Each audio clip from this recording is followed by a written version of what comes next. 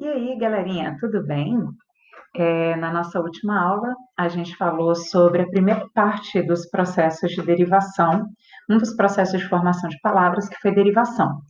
Falamos sobre a derivação prefixal, a derivação sufixal e a derivação prefixal e sufixal acontecendo na palavra, em um único radical. E demos o gancho um pouquinho já para parassintética. Então, na aula de hoje, a gente vai ver os demais casos de derivação e vamos fechar o conteúdo de derivação, para depois seguirmos para o de composição, ok? Vamos lá? Então, primeira coisa que a gente precisa relembrar, eu até mencionei a vocês os casos de derivação parassintática, diferenciando da derivação prefixal e sufixal acontecendo na mesma palavra. Vamos pensar um pouquinho em alguns casos aqui? Olha só, esse daqui é o típico caso de derivação parassintética. Observem que tanto o prefixo quanto o sufixo acontecem no radical ao mesmo tempo. E o radical não fica sem os dois ao mesmo tempo. Por isso que nós chamamos isso de simultâneo. O prefixo e o sufixo precisam estar interligados, grudadinhos, com o radical ao mesmo tempo, ou seja, tudo montado. O radical só sai com os dois ali, não dá para sair só com um, ok? Então, a gente colocou como exemplo aqui para vocês enraivecer e aportuguesar, ok? O prefixo em aqui, o meu radical raiv, que dá para poder criar raiva, raivinha, ok? E o esser como sufixo, que é um formador de verbo, ok? Não existe só em raiva ou raivecer. Não existe isso. Precisa ser com os dois ao mesmo tempo, ok? Mesma coisa acontece aqui com aportuguesar. Aportuguesar não tem como ser aportuguês, nem a portuguesa. Tem que ser aportuguesar. E também não dá para ser portuguesar. Precisa do A. Então, na derivação parassintética, eu preciso do prefixo e do sufixo acontecendo simultaneamente, ao mesmo tempo na palavra. Senão, ela não tem sentido. Diferente, por exemplo, de. Infelizmente, como tinha nos slides anteriores da gente. Eu tenho feliz, eu tenho infeliz, eu tenho felizmente e eu tenho infelizmente. Eu tenho todas as formas possíveis. Aqui não. Aqui tem que acontecer ao mesmo tempo. Tem que acontecer simultaneamente. Senão, não funciona. Ok? Então, na parassintética, a gente tem essa especificidade. Tranquilinho por enquanto? Derivação regressiva. Pessoas, a derivação regressiva vem realmente de uma redução regressiva, de regredir a forma fonológica, a forma de sons do radical. Então, eu tenho uma perda de fonemas do meu radical para poder construir uma outra palavra. E percebam uma coisa: na derivação regressiva, ocorre também uma mudança de classe gramatical aí. Geralmente vem de um verbo indo para um substantivo. Geralmente. Não significa que isso é sempre, ok? Então, do verbo combater, eu criei combate. Do verbo chorar, eu criei choro. Do verbo perder, eu criei perda. O substantivo perda, tá? A perda. O substantivo o choro e não eu choro. Tem diferença aí, tá? O substantivo o combate e não ele combate, ok?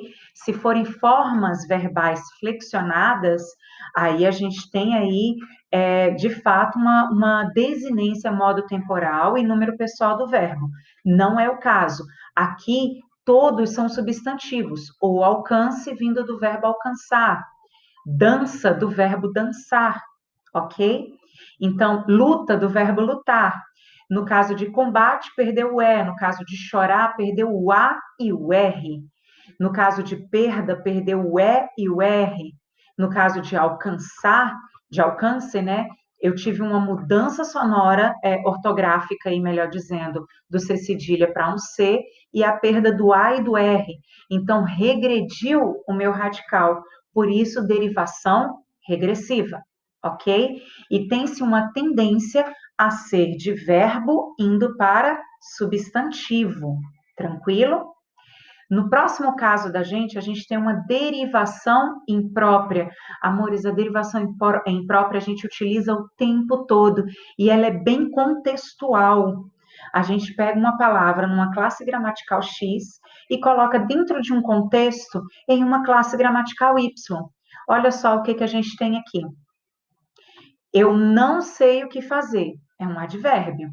Simples assim. Está ali qualificando o meu verbo, que é esse verbinho aqui, ok? Agora, aqui embaixo, nesse próximo exemplo, já não acontece da mesma forma. Esse não aqui, ele vem como substantivado, com um artigo antes dele. Vá em frente, o não você já tem. Ele está numa posição aqui de substantivo. Ele não saiu da classe gramatical de advérbio, mas nesse sentido aqui, nessa construção sintática, ele vem ao lado de um artigo, então ele vem como um advérbio substantivado, ok? Mesma situação a gente tem aqui. Mamãe, tem um monstro no meu armário. A palavra monstro é um substantivo, tanto que está com um artigo indefinido aqui do lado, diferente da parte de baixo, na expressão de baixo, no contexto de baixo. Fiquei presa em um engarrafamento monstro. Esse monstro aí está dando uma qualificação, uma característica para engarrafamento. Então, desse modo, ele está funcionando como um adjetivo. É um substantivo em posição de adjetivo. E está caracterizando o meu substantivo em engarrafamento. Então, ele teve uma mudança de classe gramatical.